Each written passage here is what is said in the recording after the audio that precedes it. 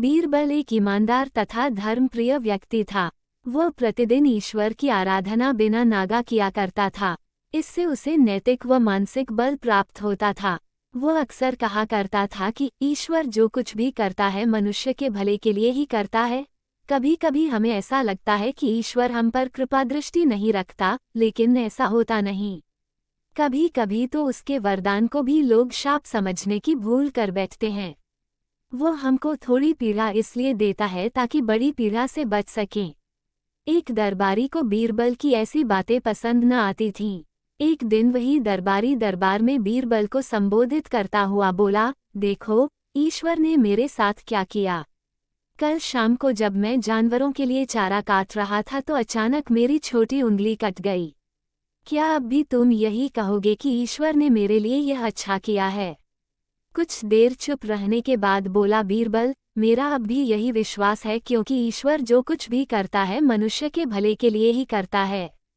सुनकर वह दरबारी नाराज हो गया कि मेरी तो उंगली कट गई और बीरबल को इसमें भी अच्छाई नजर आ रही है।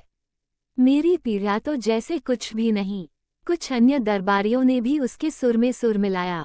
तभी बीच में हस्तक्षेप करते हुए बादशाह अकबर बोले, बीरबल, हम भी अल्लाह पर भरोसा रखते हैं, लेकिन यहाँ तुम्हारी बात से सहमत नहीं। इस दरबारी के मामले में ऐसी कोई बात नहीं दिखाई देती जिसके लिए उसकी तारीफ की जाए।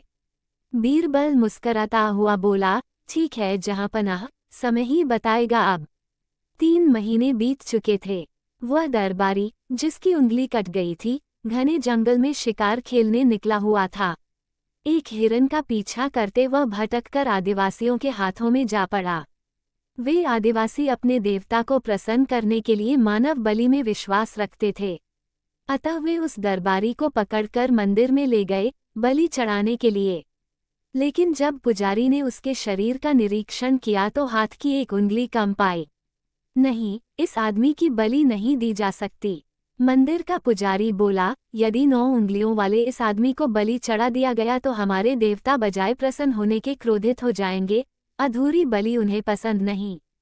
हमें महामारियों, बाढ़ या सूखे का प्रकोप झेलना पड़ सकता है, इसलिए इसे छोड़ देना ही ठीक होगा। और उस दरबारी को मुक्त कर दिया गया। अगले दिन वह दरबारी दरबार में बीरबल के पास आकर रोने लगा। तभी बादशाह भी दरबार में आ पहुंचे और उस दरबारी को बीरबल के सामने रोता देखकर हैरान रह गए। तुम्हें क्या हुआ, रो क्यों रहे हो? अकबर ने सवाल किया। जवाब में उस दरबारी ने अपनी आपबीती विस्तार से कह सुनाई। वह बोला, अब मुझे विश्वास हो गया है कि ईश्वर जो कुछ भी करता है मनुष्य के भले के लिए ही करता है। यदि मेरी उंगली न कटी होती तो निश्चित ही आदिवासी मेरी बलि चढ़ा देते। इसलिए मैं रो रहा हूँ, लेकिन ये आंसू खुशी के हैं। मैं खुश हूँ क्योंकि मैं जिंदा हूँ। बीरबल के ईश्वर पर विश्वास को संदेह की दृष्टि से देखना मेरी भूल थी। अकबर ने मंद मंद मुस्कराते हुए दरबारियों की ओर देखा, जो सिर झुकाए चुपचाप खड़े थे। अकबर को गर्व महसूस हो रहा था कि बीरबल जैसा बुद्धिमान उसके दरबारियों में से एक है।